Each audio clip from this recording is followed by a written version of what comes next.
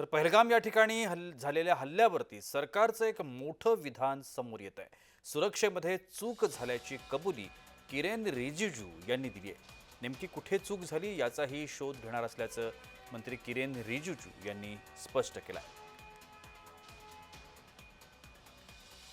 जम्मू काश्मीरमधल्या पहलगाम या ठिकाणी हा दहशतवादी हल्ला झाला आणि या दहशतवादी हल्ल्यामध्ये आमच्याकडून चूक झाली अशा पद्धतीची कबुली किरेन रिजिजू यांनी दिली। मात्र ही चूक आता कुठे झाली, कशी झाली, कशा पद्धतीनं ही चूक टाळता आली असती या सगळ्यावरती सरकारकडून विचारविमर्श सुरू असल्याचं देखील किरेन रिजिजू यांनी म्हटलंय।